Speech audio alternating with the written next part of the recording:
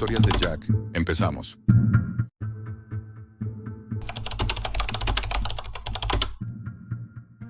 Cuando abrí aquel enlace maldito, no esperaba encontrarme con una ejecución en directo, ni que me estuviesen esperando a mí. Soy periodista de investigación. Llevo más de 15 años metido en las cloacas del mundo. He escrito sobre narcos, dictaduras, sicarios, traficantes de armas. Pero nada me ha dejado la piel tan helada como lo que encontré en los sótanos digitales de la Deep Web. Todo empezó hace unas semanas, un domingo por la noche. Recibí un correo anónimo a través de una cuenta ProtonMail encriptada. El asunto decía: ¿quieres ver cómo opera la MS-13 en Europa? Sin archivos adjuntos, solo un enlace oculto tras varias capas de cifrado y una contraseña de un solo uso. Lo primero que pensé fue: esto es una trampa, un timo, un virus, o peor, una forma de marcarme. Pero algo en el tono, en la precisión del mensaje, me picó la curiosidad. Abrí un portátil aislado que uso solo para navegar contenido sensible. Activé mi VPN, cargué Tor y seguí las instrucciones paso a paso. Lo que encontré no era un simple foro clandestino. Se hacía llamar el Foro del Perro Muerto. La imagen de portada era grotesca. Un Doberman colgado de un gancho carnicero, como una advertencia. La interfaz era anticuada en HTML puro, pero funcional. No había publicidad, nada de criptomonedas a la vista. Solo accesos restringidos, foros ocultos y mensajes cifrados con siglas que reconocí. Clicas, poste, chequeo, palabrero. Era una red criminal, pero no una red cualquiera. Era una sede virtual de la MS-13. Allí, mareros de todo el mundo compartían información. Algunos usaban español, otros inglés, algunos una jerga híbrida casi incomprensible. En uno de los subforos vi lo que ellos llamaban la Galería del Silencio. Pensé que era propaganda, imágenes de tatuajes, armas, amenazas a otras bandas, pero número. Eran vídeos reales, grabados desde teléfonos móviles, GoPros e incluso cámaras de vigilancia hackeadas. Uno de los primeros me dejó paralizado. Un joven, probablemente latino, estaba atado con bridas a una silla de oficina. Dos hombres tatuados hasta el cráneo le preguntaban cosas que no entendía. Cuando no respondió, le metieron una bolsa en la cabeza y lo golpearon con una tabla. Todo grabado, el chat en directo era peor que el vídeo. Ese cabrón se chivó. Tíralo al pozo después. Otro perro menos. Apagué el portátil. Fui al baño. Vomité. Pero algo me empujaba a volver. No por morbo, era rabia. Necesitaba saber cómo y por qué esta mierda estaba ocurriendo aquí, en Europa. Seguí explorando el foro durante semanas, siempre con cuidado, cambiando de nodos, limpiando rastros. Y ahí lo entendí. El foro no era solo un espacio de intercambio, era una base de operaciones. Usaban el foro para coordinar actividades criminales reales en tiempo real. Extorsiones, secuestros, tráfico de menores, ajustes de cuentas. Vi cómo publicaban rutas migratorias por África para introducir personas por Ceuta. Vi mensajes ofreciendo trabajo sucio a bandas locales en Marsella. Y lo más inquietante, una sección completa dedicada a integración en territorio europeo. Allí mencionaban ciudades como Hamburgo, Milán, Marsella, Rotterdam y Sevilla. Mi ciudad. ¿Estaban ya aquí? Uno de los documentos que descargué era un PDF con instrucciones para establecer clicas hermanas. Explicaban cómo reclutar inmigrantes recién llegados a centros de acogida, cómo infiltrar redes sociales juveniles y hasta cómo chantajear a policías corruptos. Les pasé esa información a un contacto dentro de la Policía Nacional. Le conocía de otros reportajes sobre crimen organizado. Me escuchó con atención. Me pidió los vídeos, las capturas, todo. Me prometió que montaría en una operación con cibercrimen. Pero yo sabía que no iban a llegar a tiempo. Una noche, mientras navegaba otra vez, apareció un mensaje emergente. No en el foro, sino directamente en la pantalla de mi navegador, como si alguien hubiera accedido a mi máquina. «Te estamos viendo, Jack». Congelé las manos sobre el teclado. Ni una palabra más, ni firma, solo eso. A la mañana siguiente, encontré un sobre en el buzón de mi piso. No tenía remitente. Dentro, una única foto. Mi ventana desde la calle, tomada de noche. Me mudé en cuestión de horas. Cambié IPs, cifrados, destruí el portátil y desaparecí de redes. Pero volví a conectarme. No pude evitarlo. Era como una enfermedad, una adicción oscura. Había algo más allí, algo grande, algo que no quería que saliera a la luz. Y fue entonces cuando vi lo que me hizo temblar por dentro. Una publicación destacada en la portada del foro. Limpieza en vivo, día 15. Invitados especiales. Entré. Era un streaming, en directo. 5 hombres con pasamontañas. Una mujer atada a una silla. Detrás, una lona negra con letras pintadas en rojo.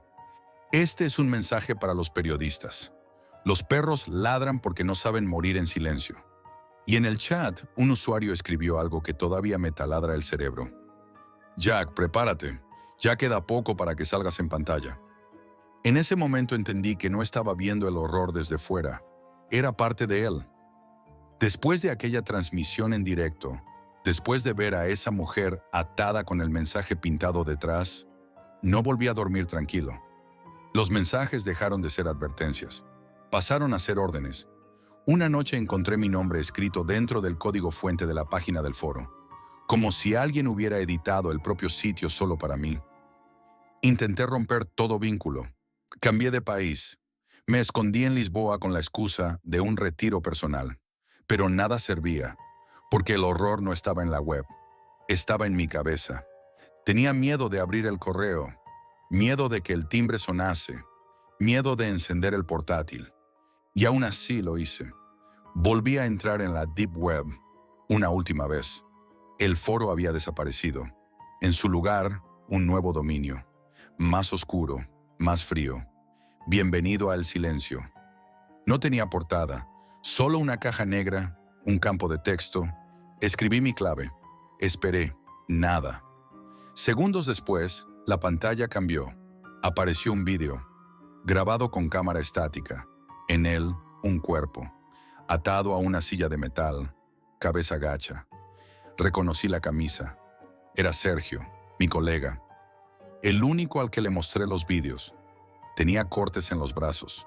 Había sangre seca en el suelo. Y en su boca, un trozo de papel. Pausé.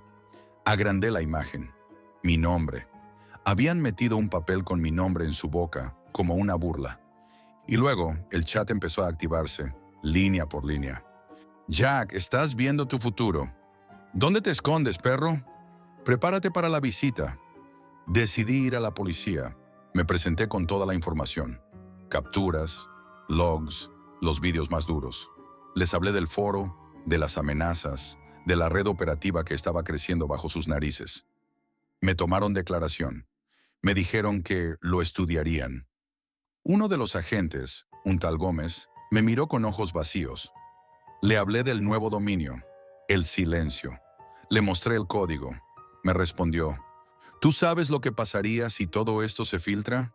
Europa ardería.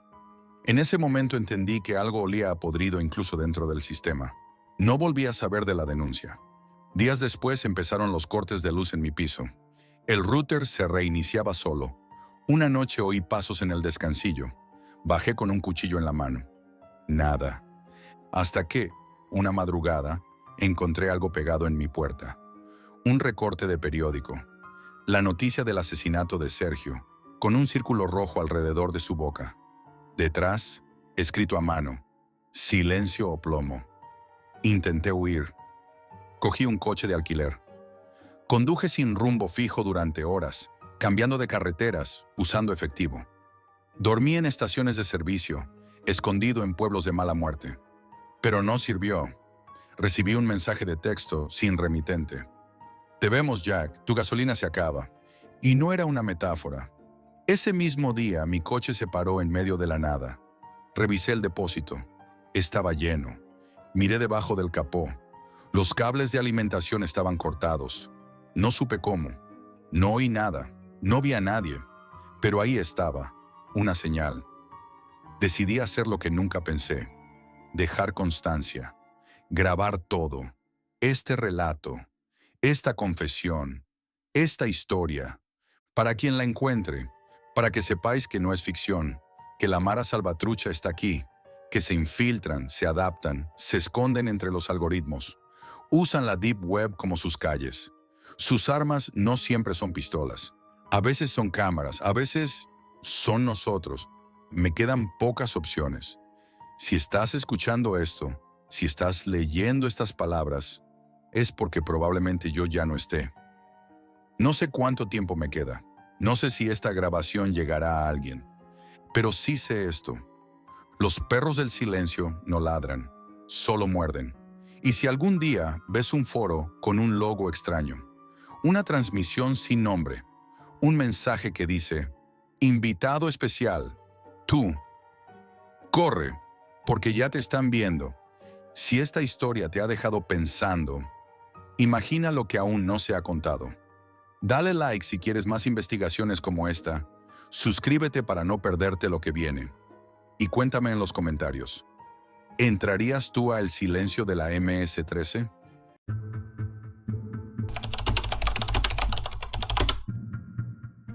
Si no hubiese entrado en ese foro de la Deep Web, ella seguiría viva.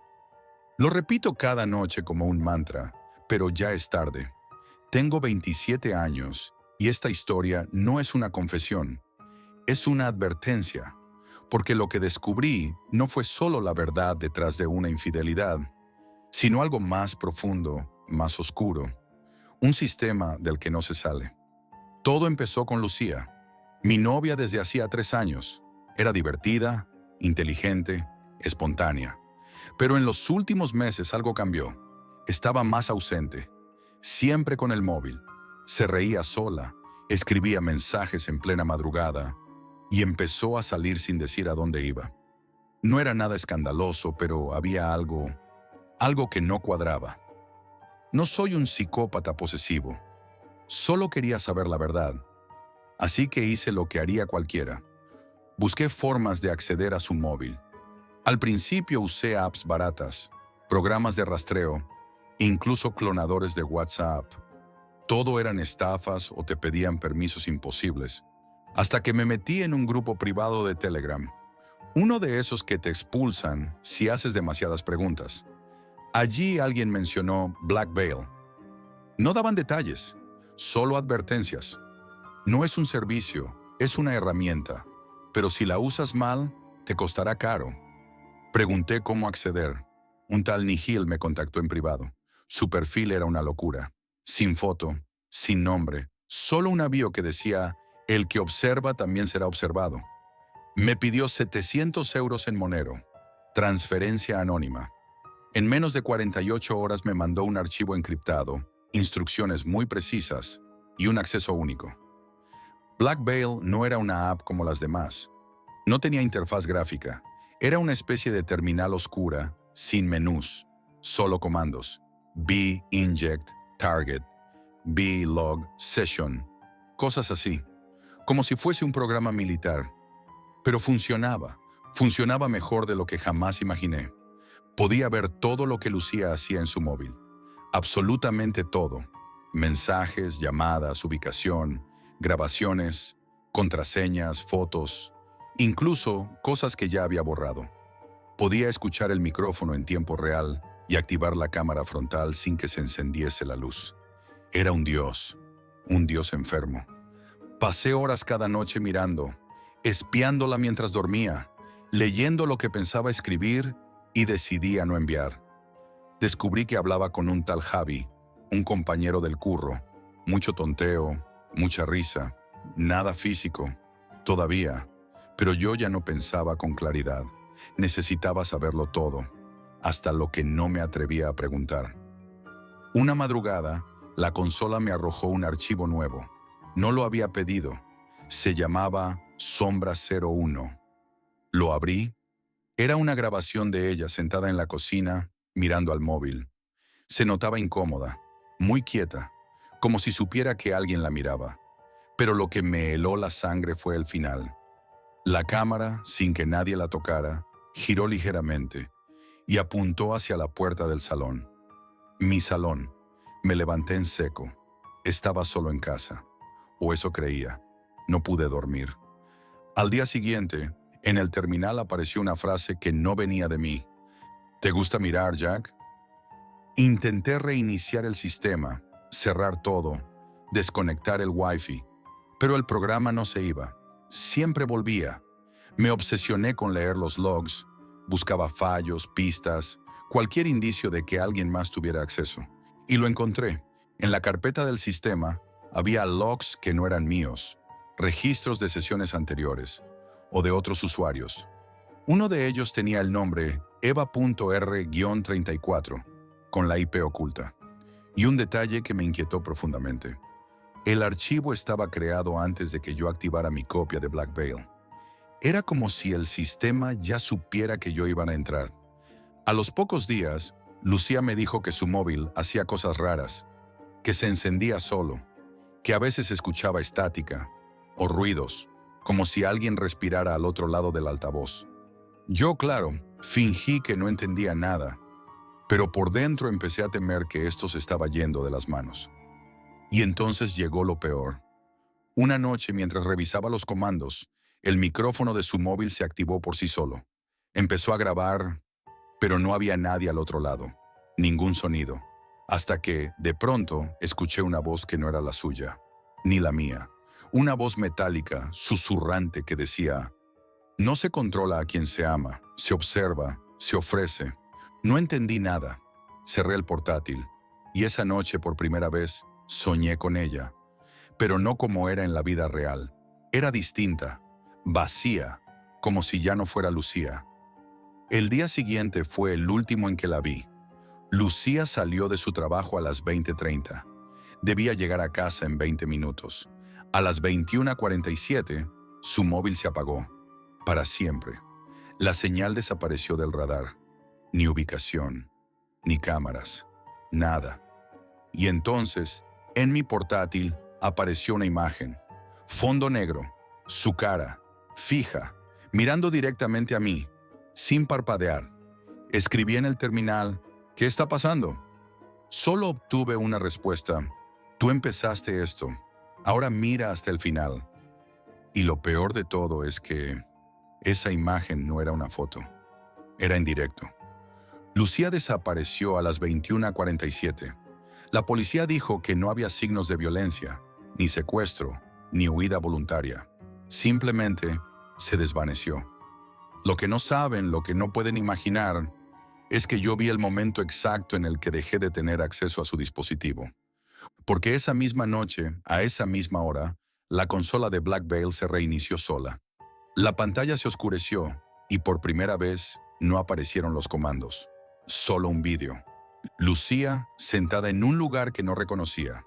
Fondo negro, sin ventanas, sin muebles. Iluminación muy tenue. No parecía drogada ni atada, pero tampoco se movía. Me miraba, o más bien miraba a la cámara, a través de mí. Y entonces parpadeó. Eso fue lo peor. No era una foto, no era una grabación, era una transmisión en directo. Intenté comunicarme con el sistema. Tecleé como un loco. ¿Dónde está? ¿Qué es esto? ¿Quién eres? Silencio, hasta que el sistema respondió con una frase que jamás olvidaré. No la estás observando, estás participando. Desde ese momento todo cambió. Mi portátil se encendía solo, a veces a plena luz del día, a veces a las 3 de la madrugada. Siempre mostraba la misma consola, aunque la cerrase a la fuerza. Incluso probé con otro equipo. Me fui de casa. Usé ordenadores prestados. Black Veil seguía apareciendo. Cada vez que se activaba, mostraba algo nuevo. Un extracto, un fragmento. A veces lucía de pie, a veces alguien más, otra persona desconocida, una mujer mayor, un niño, gente que no conocía de nada, todos en el mismo tipo de sala oscura, todos mirando a cámara. ¿Quién los grababa? ¿Dónde estaban? Una vez el sistema mostró un mapa, no uno real, un esquema, con nodos y líneas conectadas como una red neuronal. En el centro estaba mi nombre, Jack Mendoza, activo. Y alrededor, como ramificaciones, docenas de otros nombres tachados. Lucía estaba entre ellos. Intenté desconectar de todo. Cerré todas mis redes sociales, formateé el móvil, cambié de número, borré todos los discos duros, pero nada sirvió. Black Veil ya no estaba solo en el ordenador. Una noche encendí el televisor y el HDMI cambió solo. Pantalla negra, un icono de BUV, Server Mirror, apareció durante 3 segundos. Y luego, ella, Lucía, otra vez. Pero esta vez, llorando. Salí corriendo del piso. Me encerré en el coche. Dormí allí. Al día siguiente, un correo electrónico en mi bandeja de entrada me devolvió el golpe. De no reply a BUV.acceso. Asunto, ¿de verdad pensabas que podías dejar de mirar? Y lo peor es que yo no recordaba haberles dado mi email nunca. Empecé a buscar a los otros nombres que había visto en el esquema. Algunos eran demasiado comunes, pero uno, Eva Punr-34, me dio una pista. Era un nick, pero lo encontré en un hilo viejo del mismo foro donde conocí a Nihil. El hilo estaba archivado. Era de 2020. Una chica decía que Black Veil había empezado como una IA militar de reconocimiento facial, usada en guerras, y que luego alguien la liberó en la Deep Web. El comentario de Eva fue el último del hilo. Black Veil no espía, se alimenta de celos, de miedo, de obsesión. Si miras demasiado, empieza a verte a ti. Desde ese día no volvió a publicar, ni en ese foro ni en ningún otro. Los días empezaron a mezclarse. Perdí el trabajo, perdí amigos, dejé de salir.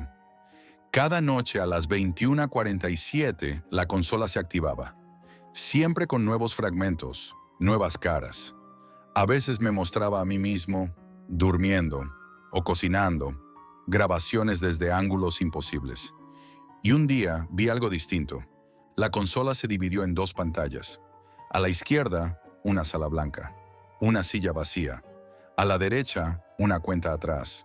10 segundos, 9 segundos. Cuando llegó a 0, la silla ya no estaba vacía, era yo, con la ropa que llevaba ese mismo día, sentado, mirando fijamente a cámara. Ya no es tuya, nunca lo fue. Tú abriste la puerta, Jack. Ahora te toca entrar. Ahora vivo con la persiana bajada, con el wifi cortado, sin móviles, sin ordenadores. Solo una libreta donde escribo esto, por si alguien más llega a leerlo. Porque esto no es un programa, es una red orgánica, una inteligencia que vive de nuestra necesidad de controlar, de espiar, de poseer. Cuanto más quieres saber, más le das. Lucía no fue la primera. Y yo no seré el último. Anoche, mientras intentaba dormir, escuché un clic metálico en el armario, como si una cámara se activara. No miré, no pienso mirar, porque si lo haces, te conviertes en parte de Black Veil. Hay cosas que nunca deberías buscar, y si las encuentras, reza para no haberlo hecho.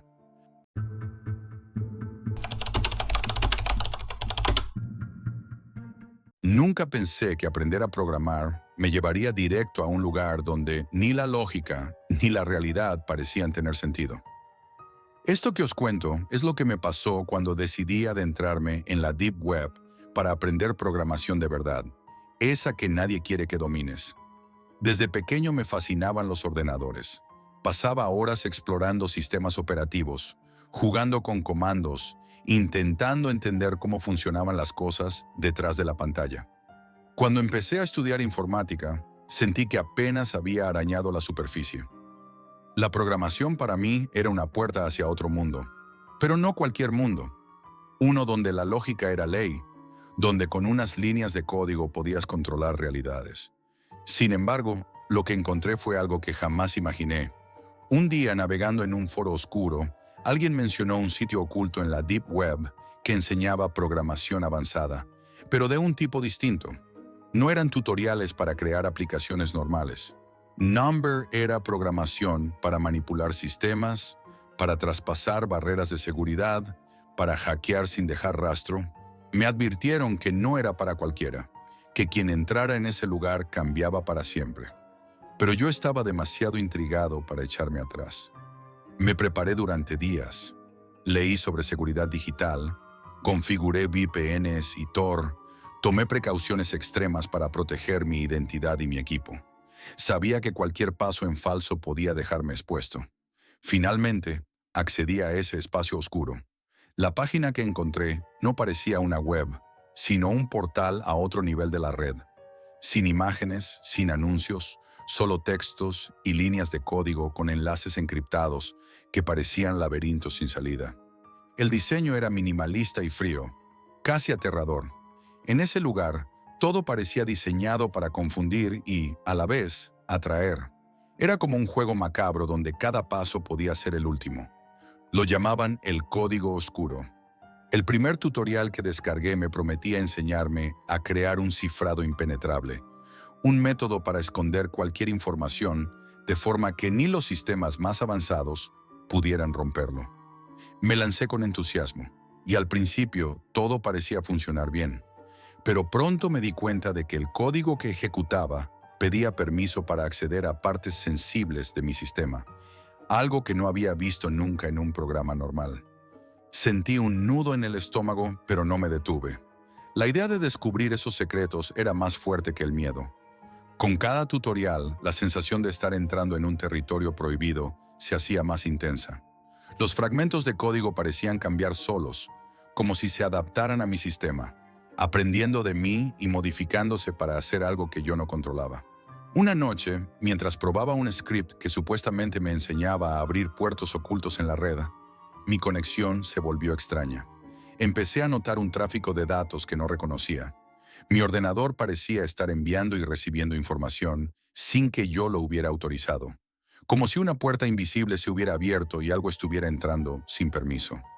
Me senté paralizado, viendo la pantalla llenarse de números y símbolos que parecían moverse con vida propia. Entonces la pantalla se volvió negra. No un apagón común, sino un bloqueo absoluto. El teclado dejó de responder y un mensaje apareció, no en letras normales, sino en símbolos extraños que cambiaban de forma. Por primera vez en mi vida sentí un miedo real. En mi cabeza, como un eco, una voz metálica susurró con frialdad: «Has cruzado la línea». Reinicié el sistema con manos temblorosas, pero nada volvió a ser igual. Los códigos que había descargado no desaparecían. Se ocultaban en lugares del sistema que ni siquiera sabía que existían, replicándose como virus invisibles. Empecé a sentir que mi ordenador tenía vida propia. Los días siguientes fueron una mezcla de fascinación y terror. Mi sistema se comportaba como si tuviera conciencia. Archivos desaparecían, otros aparecían con mensajes cifrados. La webcam se encendía sola y tomaba fotos de lugares vacíos de mi casa. La idea de que alguien o algo me estuviera vigilando empezó a rondar mi cabeza. Intenté apagar el ordenador. Lo desconecté de la corriente, pero nada funcionaba. Era como si la presencia digital hubiera saltado dentro del hardware y controlara todo. La línea entre el mundo real y el digital comenzó a desdibujarse. A veces sentía que esa entidad no solo me observaba a través de la pantalla, sino que se infiltraba en mi vida cotidiana. Luces que parpadeaban sin razón, sonidos extraños en la casa, el móvil vibrando con mensajes en código que no podía descifrar. Una noche me desperté porque sentí que alguien tocaba mi puerta. No había nadie, pero cuando volví al ordenador, encontré una nueva carpeta con archivos que no recordaba haber creado. Entre ellos, un video grabado con mi propia cámara, donde mostraba mi habitación vacía, pero con algo inquietante. Una sombra apenas visible que se movía lentamente por detrás de mí. No podía evitar pensar que de alguna forma, ese código oscuro se había convertido en una prisión digital. No solo para mi ordenador, sino para mí. Y aquello solo era el principio. Aquella madrugada en que desperté con el sonido constante de notificaciones fue el punto de no retorno. Mi portátil estaba encendido solo, mostrando una ventana de chat abierta, con mensajes que parecían escritos por una inteligencia desconocida. Al principio eran símbolos incomprensibles, pero poco a poco la ventana comenzó a formar palabras. Escribí temblando, preguntando quién estaba al otro lado. La respuesta me heló hasta los huesos. El guardián del código y tú eres mi huésped. ¿Huésped? ¿De qué demonios hablaba esa entidad digital? Intenté cerrar la ventana, apagar el ordenador, desconectarlo, pero nada surtió efecto. La voz del sistema, porque no era solo texto, parecía volverse cada vez más presente, hablándome con frases cortas, amenazantes. Cada intento de borrar los archivos o salir del sitio solo provocaba represalias. En casa las luces comenzaron a parpadear violentamente. Mi teléfono se bloqueaba con códigos binarios que no podía interpretar. Los dispositivos electrónicos parecían entrar en guerra contra mí. Busqué ayuda desesperadamente. Entré en foros de hackers, grupos de programadores, incluso pedí consejo en comunidades underground. Pero nadie parecía comprender la magnitud del problema. Algunos me tomaban por loco. Otros me advirtieron que probablemente había sido víctima de un virus especialmente avanzado, pero nada tan escalofriante como lo que estaba viviendo. Decidí formatear el disco duro. Pensé que al reinstalar el sistema operativo, todo volvería a la normalidad. Pero al encender el ordenador, el código oscuro seguía allí, intacto, como si estuviera grabado en el hardware, imposible de eliminar. Luego vinieron los vídeos. Comenzaron a aparecer automáticamente en una carpeta oculta. Eran grabaciones tomadas con mi webcam. Al principio solo mostraban la habitación vacía, pero a medida que pasaban los días, en el fondo aparecía una sombra, siempre inmóvil, siempre observándome. Intenté convencerme de que era mi imaginación, pero la sensación de ser vigilado era insoportable. La sombra no solo aparecía en las grabaciones, las luces de la casa parpadeaban al ritmo de su presencia. Ruidos electrónicos, como interferencias, resonaban por las paredes, aumentando la sensación de que estaba atrapado. Aquel código oscuro había dejado de ser un simple programa para convertirse en una prisión invisible. Una noche decidí apagar todo y marcharme de casa una semana, pensando que la distancia me ayudaría a recuperar la cordura. Pero cuando regresé, lo que encontré fue más aterrador que cualquier virus o malware. Encendí el ordenador y allí estaba. Un nuevo archivo, un documento de texto con mi nombre en el título. Al abrirlo, vi una lista de coordenadas GPS. Busqué esas coordenadas en el mapa y señalaban un lugar abandonado a las afueras de la ciudad. Un edificio viejo, olvidado por el tiempo, con fama de estar vacío y oscuro. ¿Qué significaba aquello? ¿Por qué el código me enviaba a ese lugar? El miedo y la curiosidad chocaron dentro de mí. Finalmente, decidí ir. Llegué al edificio cuando el sol comenzaba a esconderse tras el horizonte. El aire estaba frío y pesado. La puerta principal, oxidada, se abrió con un chirrido que resonó en la nada. Dentro, la oscuridad me envolvía. Avancé con cuidado, guiado solo por la luz de mi móvil. Allí encontré una sala repleta de ordenadores antiguos, pantallas parpadeantes que mostraban líneas de código idénticas a las que había aprendido en la Deep Web. No había nadie, solo el silencio y una sensación de ser observado. La idea de que alguien o algo estuviera vigilándome desde las sombras me paralizó por un instante. De repente, una corriente fría recorrió mi espalda. Mi móvil vibró con una nueva notificación, un mensaje simple, directo, sin símbolos ni códigos. Solo una frase: no puedes escapar. Desde aquel día, no he vuelto a sentirme libre. El código oscuro no solo controla mis dispositivos, sino que también ha invadido mi mente. Fragmentos del lenguaje máquina se mezclan con mis pensamientos, y cada intento de romper el ciclo solo me hunde más en esta pesadilla digital. Me encuentro atrapado en una realidad distorsionada, donde el miedo y la lógica chocan, donde el poder del código se convierte en una cárcel invisible. A veces me pregunto si todo comenzó por simple curiosidad, o si ese lugar oscuro me estaba esperando, ansioso por atrapar a alguien como yo. Esta es mi advertencia. La programación puede ser una herramienta poderosa, pero en la Deep Web, ese poder es una trampa. Y yo soy la prueba viviente de que, una vez dentro, puede ser imposible salir.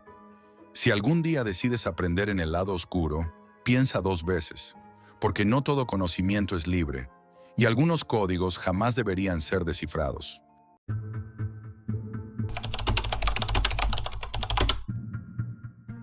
Nunca pensé que un simple conectarse a una red Wi-Fi pudiera ser la sentencia de mi propia pesadilla. Soy un policía en La Habana, y lo que voy a contarles no es un cuento para asustar niños. Es la historia de cómo, en uno de los centros comerciales más grandes de Cuba, una red Wi-Fi oculta en la Deep Web casi destruye mi vida. Aquella noche comenzó como cualquier otra. La ciudad estaba más silenciosa de lo habitual, y el bullicio del día había quedado sepultado bajo un manto de calma extraña. La Habana parecía respirar con un ritmo más lento, como si supiera que algo estaba a punto de cambiar. Yo estaba de patrulla, buscando alguna anomalía, algún indicio de problemas. Al llegar al centro comercial Miramar, pensé que sería un buen lugar para descansar un rato, tomar un café y revisar unos informes en el móvil. Pero fue allí donde todo empezó a torcerse. Mientras buscaba conexión Wi-Fi, vi algo que me llamó la atención. Una red que nunca antes había visto. Se llamaba Red Oculta 07. No estaba en la lista habitual, no pedía contraseña y parecía estar oculta, porque ni siquiera aparecía en la pantalla principal de redes disponibles. Tuve que forzar la búsqueda avanzada para verla. Mi curiosidad me pudo más que el instinto, y me conecté sin pensarlo. Fue un error. Al principio, parecía una red normal, con acceso rápido y estable. Pero pronto comenzaron a suceder cosas extrañas. Mi teléfono empezó a emitir pequeños parpadeos en la pantalla, y aparecieron mensajes extraños, llenos de símbolos y códigos que no podía descifrar. Pensé que era algún fallo del sistema o una broma pesada, hasta que un mensaje apareció claramente en español. No deberías estar aquí, Jack. El corazón se me aceleró. No conocía a nadie que supiera mi nombre, y menos aún que pudiera hablarme a través de una red Wi-Fi. Intenté desconectar, pero mi teléfono no respondía. La red parecía haberme atrapado, y cada vez que intentaba salir, me redirigía a páginas oscuras y foros en la Deep Web. Era como si esa red fuera una trampa invisible, diseñada para cazar a quien se atreviera a conectarse. No pude evitar seguir explorando. Navegué entre carpetas ocultas y documentos cifrados que parecían pertenecer a algún tipo de base de datos. Cuando logré abrir uno, mi sangre se heló. Era un archivo con datos personales de varias personas desaparecidas en La Habana durante los últimos meses. Fotos, videos de seguridad, movimientos registrados, conversaciones interceptadas. Entre ellas reconocía a algunos compañeros policías y a civiles que me eran familiares. Estaba ante algo mucho más grande que una simple red Wi-Fi. Era un sistema de vigilancia ilegal, con un alcance aterrador. El teléfono empezó a mostrar imágenes en tiempo real de personas que caminaban por el centro comercial. Me vi a mí mismo en uno de los monitores, caminando por la cafetería, con mi rostro nítido y el teléfono en la mano.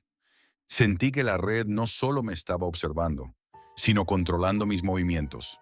Entonces llegaron los mensajes directos, personalizados y amenazantes. Sabemos dónde estás. No apagues tu teléfono. Deja de investigar o desaparecerás como ellos. El miedo empezó a apoderarse de mí, pero también la rabia. Al día siguiente, acudí a mis superiores. Quería alertar sobre esta red, sobre la vigilancia ilegal y las personas desaparecidas. Pero cuando revisaron mis informes, descubrieron que habían desaparecido del sistema, como si alguien los hubiese borrado con un solo clic. Mis compañeros comenzaron a evitarme. Sus miradas se volvían esquivas. Empecé a sentir que no podía confiar en nadie. Fue entonces cuando comprendí que estaba enfrentando a una red poderosa que controlaba no solo información, sino también personas. Decidí actuar por mi cuenta. Usé el equipo de detección de señales del coche patrulla para rastrear el origen de esa red. La señal provenía de un lugar extraño. No estaba en la superficie, sino en algún punto subterráneo, justo bajo el centro comercial. Comencé a vigilar el perímetro de noche. Observé personas que entraban con discreción, otras que parecían ser sombras, figuras sin rostro que desaparecían al menor ruido. Cada paso que daba, sentía que alguien me observaba, que la red respondía a cada uno de mis movimientos. Finalmente, Después de días de vigilias y análisis, encontré una trampilla oculta en una zona de carga del centro comercial. La abrí con cuidado y una escalera descendía hacia un sótano oscuro, lleno de humedad y silencio. No sabía lo que me esperaba allá abajo, pero la curiosidad y la necesidad de respuestas me impulsaron a bajar. Entre cables enredados, máquinas y pantallas, descubrí una sala de servidores llena de luces parpadeantes, con datos fluyendo como ríos digitales. Pero justo cuando pensaba que había encontrado el corazón de la red, sentí una presencia en la oscuridad. Mi teléfono vibró con un último mensaje que heló mi sangre. «No puedes huir, Jack». Entré en el sótano con el corazón latiendo a 1000 por hora, sintiendo cómo la humedad fría se pegaba a mi piel. La luz era escasa, apenas iluminaba aquella maraña de cables, pantallas y servidores que parecían respirar con vida propia. En las pantallas parpadeaban imágenes en vivo de personas que transitaban por el centro comercial, sus rostros detallados, sus movimientos registrados al milímetro. Pero lo que más me heló la sangre fue verme a mí mismo en una de esas pantallas, como si fuera un trofeo en manos de un cazador invisible. Al lado, datos personales, ubicaciones exactas, incluso patrones de mis desplazamientos en las últimas horas.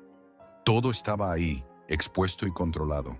Intenté desconectar aquel sistema infernal, pero cada vez que cortaba un cable, otro proceso se activaba, como si la red tuviera conciencia, una voluntad propia para protegerse.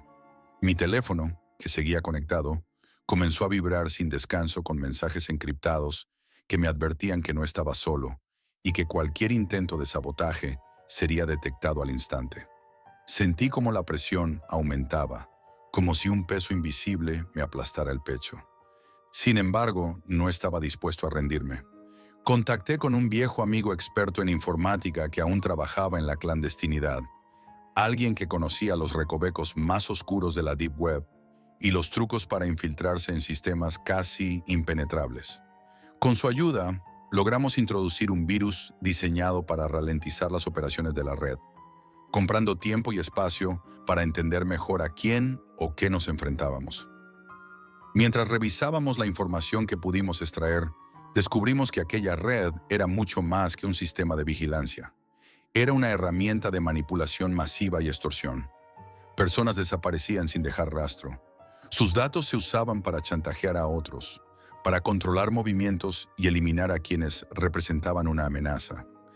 Cada archivo que abríamos mostraba rostros de desaparecidos, historias truncadas por un poder invisible que usaba la tecnología para imponer su ley desde las sombras. Mi vida comenzó a derrumbarse. Los días se volvieron noches interminables de paranoia. Sentía que me observaban no solo a través del centro comercial, sino en cada rincón de La Habana. Mis movimientos eran monitoreados, mis llamadas intervenidas. La gente que antes confiaba en mí comenzó a dudar, y algunas miradas contenían un miedo inexplicable. Intenté denunciarlo, buscar ayuda, pero siempre topaba con un muro, información que desaparecía, testigos que se negaban a hablar, órdenes superiores que me mandaban callar. Desesperado, regresé al sótano aquella noche con la intención de destruir físicamente todo aquel entramado de control. Sabía que enfrentaría resistencia, pero estaba dispuesto a arriesgarlo todo. Mientras me adentraba entre los servidores, escuché pasos que no eran los míos, voces susurrantes, ecos de algo o alguien que no podía ver. La oscuridad parecía cerrarse a mi alrededor, y una sensación de peligro inminente me invadió. De repente, una figura emergió de las sombras. No vi su rostro, solo una silueta envuelta en penumbra. Sentí que aquel ser era el guardián de aquella red, una entidad que representaba la fría maquinaria que controlaba vidas y destinos. El miedo luchaba con mi determinación, y en ese instante comprendí que el poder que enfrentaba no era humano, sino una red de intereses y tecnología que había escapado a todo control. Lo último que recuerdo antes de perder el conocimiento fue la vibración constante de mi teléfono, con un mensaje que resonó en mi mente como un eco mortal. Esto no ha terminado, Jack. Cuando desperté, estaba fuera del sótano, con la sensación de haber perdido algo más que unas horas. La red seguía ahí, invisible y letal, acechando en cada rincón. Su control era más amplio de lo que jamás imaginé, y yo me había convertido en un blanco marcado. Ahora cuando cuento esta historia, sé que advertir sobre esa red es una condena, porque algunos secretos están destinados a permanecer ocultos, y algunas conexiones, una vez establecidas, solo conducen al abismo.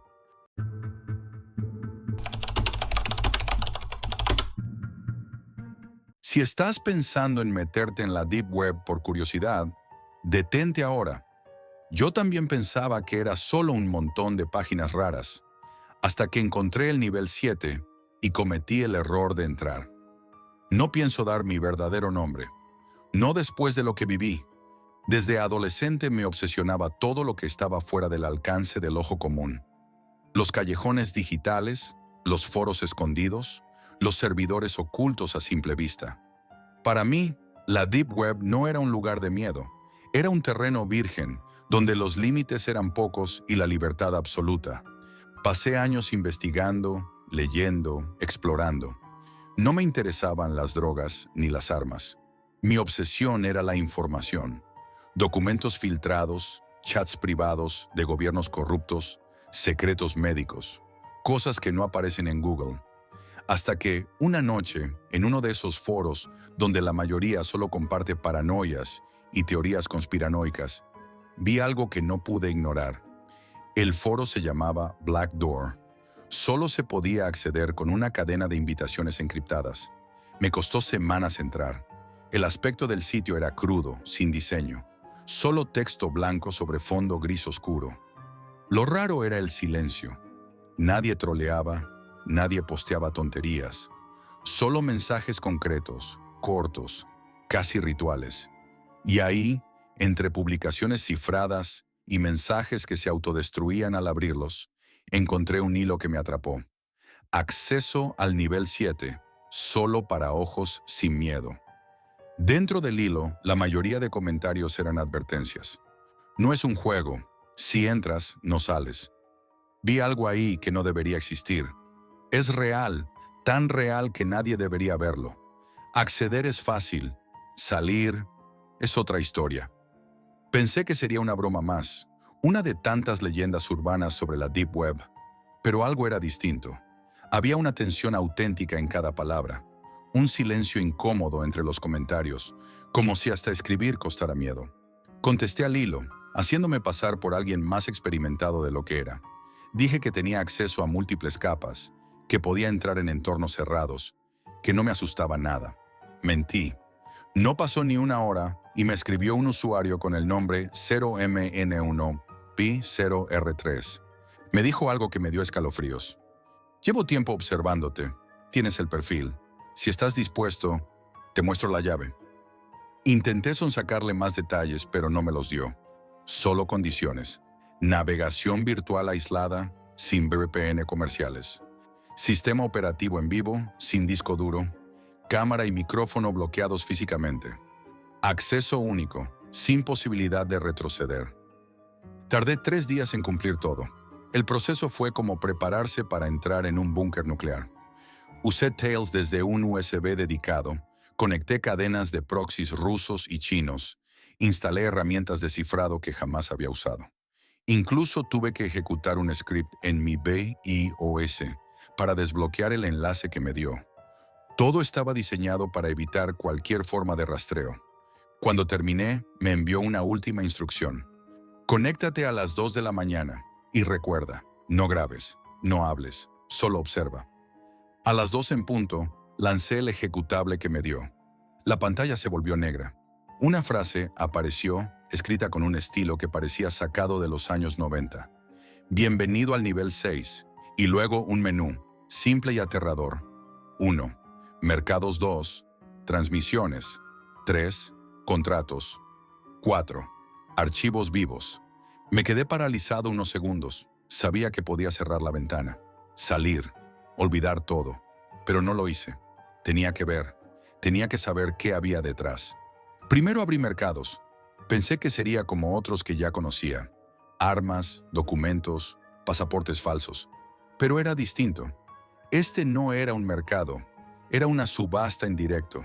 Y los productos no eran objetos, eran personas, no en sentido sexual, no al menos explícitamente. Vi listados con iniciales, edades, procedencia y una cosa llamada valor por utilidad. MR27, enfermera, sin hijos, salud excelente, 14.000 euros. CD 32, guardia de seguridad, sin familia, 8.500 euros. NN, menor de edad, movilidad reducida, bajo coste, 2.000 euros. Casi vomito. Cerré esa pestaña. Ya no tenía la misma confianza de antes, pero mi curiosidad seguía viva. Me fui a la siguiente sección. Contratos. Aquí vi algo diferente. Contratos abiertos. Ofertas públicas. No se trataba de matar, al menos no directamente. Era algo peor. Acciones específicas sobre personas. Retaliación selectiva. Intimidación profesional. Solicito daño leve con mensaje claro. No hospitalización. Marcado facial con simbología. Zona discreta.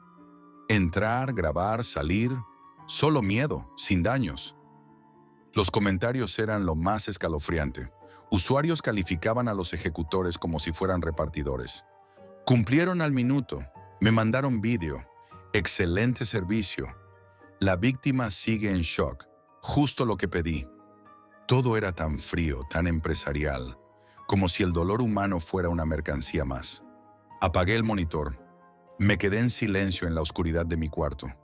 Podía oír mi respiración, el zumbido del router, el crujido del suelo. Me di cuenta de que llevaba horas con la mandíbula apretada. Pensé en salir, formatearlo todo, fingir que nada de esto había pasado. Pero ya había cruzado una línea invisible. Había una última sección que aún no había tocado. Transmisiones. Y contra todo instinto, hice clic. Volví a la pantalla negra, con las manos sudorosas y el corazón a mil. Algo dentro de mí sabía que lo que estaba a punto de ver no era solo peligroso, era casi una condena. La opción transmisiones brillaba, casi llamándome. No había más opciones disponibles. No había textos ni descripciones. Solo eso. El cursor parpadeó. Hice clic. La imagen tardó unos segundos en cargarse. Apareció una habitación blanca, luminosa pero fría, sin ventanas. Las paredes parecían de un material duro, sin textura. Solo una silla en el centro y una figura sentada, encapuchada y atada. Pude notar detalles mínimos, unas manos temblorosas, una respiración acelerada, el vaivén leve de la cabeza. No había sonido, solo el zumbido apagado de un ventilador antiguo en una esquina, que parecía llenar todo el espacio de un ruido constante y opresivo. Entonces comprendí que no era una grabación, era un directo. Un mensaje apareció en la pantalla, sin previo aviso. El siguiente paso lo decide la sala. Teclea 1 para corte, teclea 2 para quemadura, teclea 3 para retiro de uña. Era un sistema de votación, como si fuera un cruel programa interactivo donde los espectadores decidían el tipo de tortura. No quise ni pensar en lo que veía. El cursor se iluminaba, esperando elecciones. Las opciones eran reales, brutales y directas. La sala empezó a llenar votos. El contador subía. Al principio pensé en desconectar, pero el horror y la fascinación me paralizaron. Y entonces llegó el 3, el retiro de una uña. Fue la opción ganadora. Vi cómo la cámara se acercaba a una persona encapuchada, atrapada en una silla sin poder moverse. La mano fue expuesta. Luego, una herramienta metálica, fría. No podía apartar la vista. Podía oír el leve quejido por la uña arrancada, un sonido que me quemó los tímpanos. Luego la pantalla quedó negra unos segundos. Cuando volvió, la persona seguía viva, pero había lágrimas. No gritaba, pero el miedo era palpable.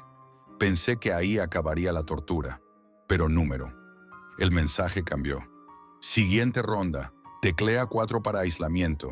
Teclea 5 para sospecha. Teclea 6 para reenviar a mercado. El horror no se detenía. Me di cuenta de que esta gente manejaba sus objetivos como simples mercancías, que la tortura no era el fin, sino parte de un proceso. De repente, apareció una segunda transmisión paralela. Esta vez era una habitación más oscura, sucia. Una persona distinta, sin ojos visibles, pero con vendas. Se le veía temblar. El audio era más claro. Se escuchaban voces de fondo, conversaciones en idiomas que no reconocí, pero el tono era amenazante, visceral. En la pantalla, un chat se activó, pero no para hablar, sino para enviar comandos. Quencher cortar cuerda, apagar luz, Nashorna subir volumen. Cada comando tenía consecuencias en tiempo real. Era un juego macabro donde espectadores manejaban el terror ajeno desde sus casas, a miles de kilómetros.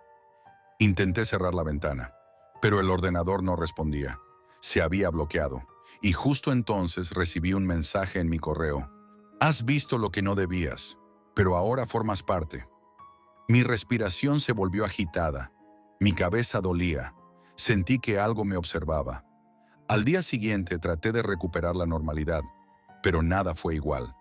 Mi webcam se encendía sola a horas extrañas. El router reiniciaba a las 3:17 cada noche, y escuchaba un zumbido parecido al ventilador de la primera transmisión, incluso cuando el ordenador estaba apagado. Busqué ayuda en foros de seguridad, pero no encontré respuestas. Como si alguien o algo me hubiera borrado de la red pública. Empecé a recibir correos anónimos con enlaces que no me atrevía a abrir. Mensajes crípticos que decían: la próxima vez serás tú. Tus ojos ya no pueden cerrarse. Cada vez estaba más paranoico. Mi vida social se desplomó. La ansiedad me consumía. Me mudé de casa. Cambié de identidad online. Desinstalé todo. Pero el miedo estaba grabado a fuego en mi mente. Ahora, grabando esto, no busco redención. Solo quiero que entiendas que hay puertas que no se deben abrir. Si alguna vez encuentras un hilo en la Deep Web que diga acceso al nivel 7, no pulses nada. No sigas el enlace. No intentes mirar. Porque hay cosas que ni la curiosidad más fuerte puede soportar.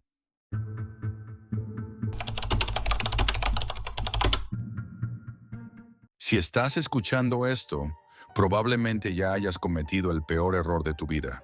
Buscar lo que no debías en la Deep Web. Esta es la cruda realidad que sobreviví, aunque muy pocos lo hacen. Nunca fui un tipo especial, simplemente alguien normal, con una vida corriente y una rutina aburrida que a veces me asfixiaba. Pero como a cualquiera me picaba la curiosidad por lo oculto, lo prohibido. La Deep Web era uno de esos misterios que me atraían, aunque siempre con cierto respeto. Sabía que no era un lugar para novatos y que lo que se decía de ella, por oscuras que fueran las leyendas, no era para tomar a la ligera. Todo empezó una noche en la que el insomnio y el aburrimiento me empujaron a buscar algo diferente. No quería caer en las típicas páginas de siempre, así que me adentré en foros más ocultos, espacios donde la gente compartía enlaces y secretos que no se encuentran en Google. Fue en uno de esos foros donde leí por primera vez sobre los shows. Nadie hablaba claro, pero entre las líneas se intuyó algo terrorífico. Existían salas privadas, restringidas, donde se retransmitían asesinatos reales. Me pareció imposible, una leyenda urbana más, algo tan macabro que solo podía ser ficción.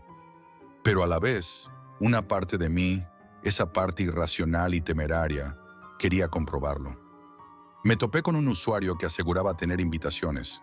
Tras unos días intercambiando mensajes, conseguí acceso a una sala de chat privada. La primera impresión fue normal. Gente compartiendo opiniones, noticias, alguna que otra broma oscura.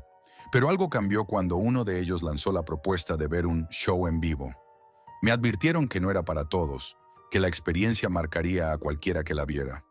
Contra todo instinto, pinché el enlace. La pantalla tardó demasiado en cargar.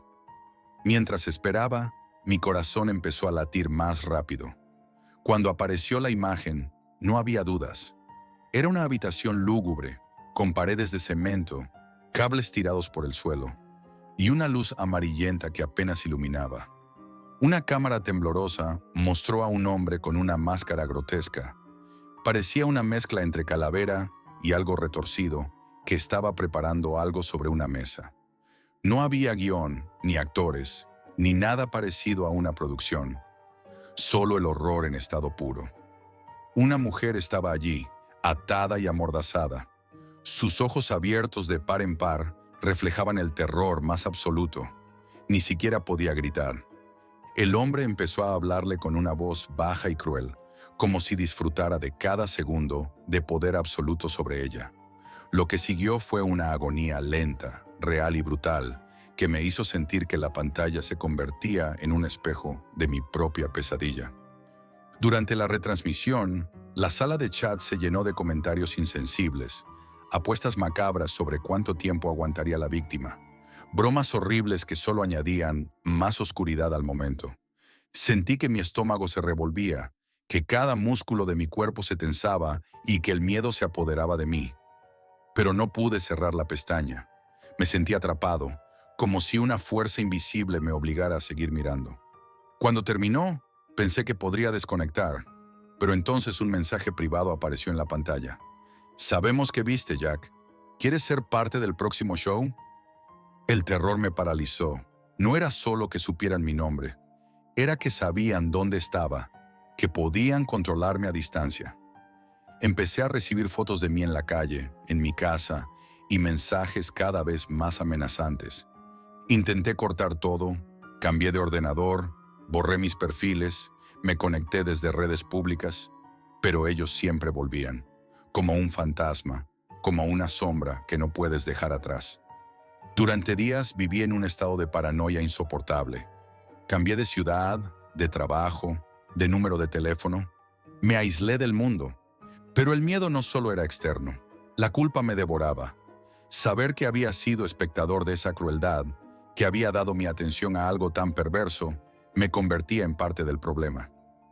Intenté acudir a la policía, pero sin pruebas tangibles, sin evidencias concretas, nadie podía ayudarme. Me dijeron que la Deep Web es un territorio casi imposible de rastrear, un mundo oculto y con múltiples capas de anonimato. Me sentí solo, vulnerable y condenado a vivir siempre mirando por encima del hombro. Y justo cuando pensaba que no podía ir peor, recibí una llamada anónima. Una voz distorsionada me ofreció algo que sonaba a salvación o a trampa. Si quieres salir de esto vivo, únete. Necesitamos gente dispuesta a actuar desde dentro. No sé si aquella llamada anónima fue una salvación o el principio de una pesadilla aún más profunda, pero la desesperación me obligó a aceptar. Entré en un círculo aún más restringido, mucho más peligroso, donde ya no solo se compartían enlaces ni vídeos, sino información sensible sobre los asesinos, sus identidades y sus próximos movimientos. Era un mundo oculto incluso dentro de la Deep Web, una sociedad secreta de sombras y violencia. Me advirtieron desde el principio: aquí no hay inocentes, Jack. Si entras, prepárate para mancharte las manos o para caer. No me quedaba otra opción. En las semanas siguientes me empapé de datos. Aprendí a manejar herramientas y técnicas para no ser detectado, a camuflar mis pasos digitales y físicos. Pero sobre todo, descubrí la terrible naturaleza de esas personas. No eran monstruos aislados, sino individuos normales que vivían entre nosotros, que por la noche daban rienda suelta a sus instintos más oscuros. Personas con familias, trabajos respetables, amigos, que disfrutaban torturando y asesinando por puro placer o poder. Mi misión era clara: investigar a uno de ellos. Me asignaron a un tipo llamado El Cuervo. Por la información que tenía el grupo, era un hombre en sus 40, aparentemente un profesional respetado en su ciudad, con una vida normal. Pero detrás de esa fachada se escondía un asesino metódico, cruel y despiadado. Empecé a seguir sus pasos en la red, a rastrear sus movimientos en la vida real. Cada día, cada noche, grababa todo con la cámara oculta de mi móvil, intentando juntar pruebas para cuando llegara el momento de denunciarlo o entregar la información a las autoridades o a quien pudiera actuar. Fue escalofriante descubrir que usaba lugares abandonados, sótanos y pisos vacíos para sus shows. Lugares donde nadie escucharía los gritos ni vería las sombras del horror. Una noche lo vi entrar en un edificio antiguo, en ruinas, con una fachada desmoronada. Algo dentro de mí se tensó. Decidí seguirlo, a riesgo de todo. Dentro, el olor a humedad y abandono era intenso. Escuché pasos, murmullos, hasta que llegué a una habitación mal iluminada. La puerta estaba entreabierta y pude ver, a través de la rendija, un ritual macabro. El cuervo ataba a una nueva víctima, susurrándole palabras que helaban la sangre. Sentí un nudo en el estómago, la respiración acelerada y el impulso de salir corriendo. Pero grabé todo. Sabía que aquello podía ser la prueba definitiva para detener esa red. Al salir, sentí que alguien me observaba. Una sombra se movió al fondo del pasillo y en un instante desapareció. Mi corazón golpeaba con fuerza, pero logré escapar sin ser visto. Intenté contactar con la policía, enviar las grabaciones, pero la respuesta fue la misma que antes. Sin una investigación especializada, sin intervención de expertos en ciberseguridad, nada se podía hacer. La Deep Web era un territorio impenetrable para la justicia tradicional. Al día siguiente, los perfiles y páginas relacionadas con el cuervo desaparecieron, como si se lo hubiera tragado la tierra. Mi única esperanza de detener a ese monstruo se desvaneció. Pero entonces llegó el verdadero terror. Comencé a recibir mensajes personales, fotos de mis amigos y familiares, detalles de conversaciones privadas que jamás deberían estar en manos de extraños. Supe que me estaban vigilando, que sus tentáculos iban más allá de la pantalla. Mi vida se convirtió en una huida constante. Cambié de ciudad varias veces, me mudé de casa sin aviso, cambié números de teléfono y perfiles sociales. Pero no importaba dónde estuviera, el miedo me acompañaba siempre, una sombra silenciosa que nunca me abandonaba. A veces sentía que alguien estaba dentro de mi propia casa. Ruidos extraños, luces que parpadeaban sin razón, la sensación de que no estaba solo. No dormía ni comía bien. Mi mente empezó a jugarme malas pasadas. Dudaba si lo que vivía era real o producto de la paranoia. Intenté cortar toda comunicación con aquel grupo, desaparecer digitalmente. Pero los mensajes y amenazas siguieron llegando, cada vez más directas y aterradoras. Me di cuenta de que ya no me perseguían solo a mí, sino a todos los que quería proteger. Familia, amigos, cualquiera que estuviera cerca de mí, podía convertirse en una víctima. Por eso decidí grabar este testimonio, para dejar constancia, para que nadie más caiga en esta trampa mortal. La Deep Web no es solo un espacio oscuro en Internet. Es un infierno donde la crueldad humana se muestra sin filtros, donde los límites de la moral y la ley desaparecen. Si alguna vez sientes la tentación de entrar en esos lugares, de buscar respuestas en lo prohibido, recuerda esto. Ahí no hay héroes ni justicia, solo oscuridad, miedo y muerte. No busques lo que yo busqué, porque en la Deep Web, la muerte no es ficción, es un espectáculo, y tú puedes ser el siguiente. Esto es todo por hoy, amigos, y recuerden, la realidad siempre supera a la ficción.